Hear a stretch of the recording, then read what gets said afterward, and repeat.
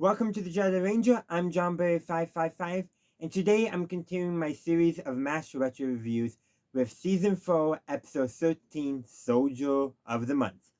So, there's two things going on in this episode. One, based on the title, there's a Soldier of the Month competition, which is a directive to try and improve morale, and there's also what they decide that they end up calling Korean hemorrhagic fever going around the camp.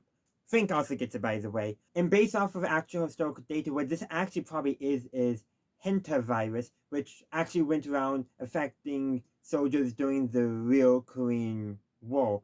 Basically, it makes you not feel well and you can't get too much fluids, otherwise your kidneys will shut down. Yeah, not great. And what's Frank doing? Giving people too much fluids. Go figure. But effectively, common sense, basically. Don't give them too much water, keep them on bed rest, and eventually they get better. And that's what happens.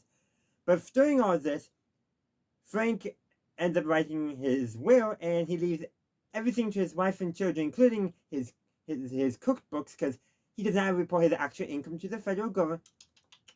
Frank is committing tax fraud to get Al Capone. You don't want to mess with IRS. And then he leaves Margaret all his clothes. Yeah, Margaret's not too happy about that, and once she's sure that he's back to normal, she punches him. Yeah, he needed his comeuppance.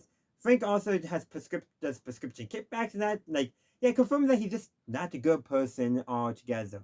But before he got sick, he was supposed to be the judge for the Soldier of the Month contest. Instead, Hawkeye and BJ end up being the judge for the contest, and the finalists end up being, well, Radar, Klinger, surprisingly, who ships up because he went to R&R in Tokyo for 6 days. Also, Igor and Zale. I think Zale. How far I got, because there's Zale and Rizzo. It's Zale. Rizzo hasn't been introduced yet. Similar characters, believe it or not. But anyhow, that's sidetracked. But the point being is, all the enlisted men are basically sucking up to try to get the R&R. And Klinger decides he's going to cheat on the test, so he memorizes it. Hawkeye and BJ begin suspecting something and ask him a question that's not even on the test, and he says, it's not on the test, and Hawkeye says, how do you know that? And then Radar sees that Klinger has the answers on him.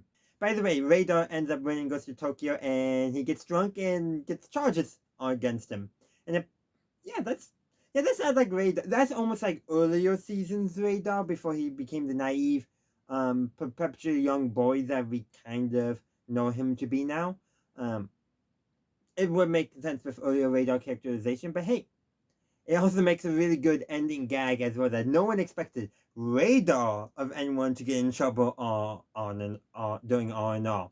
So it does actually fit with what they want to tell in the episode, but it does kind of clash with some of the earlier continuity. Wait, this is MASH. There's no such thing as continuity. Remember, MASH does not really care about continuity. But like I said, it's a good, fun episode. And part of the reason why Radar wins is because he knew the answers and he wasn't cheating. And so, voila.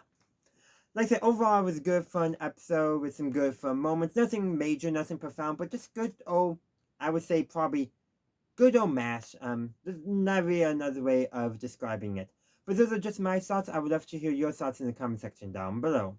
Thank you for watching my video. I do hope you enjoyed it. If you did, please be sure to give this video a like and share.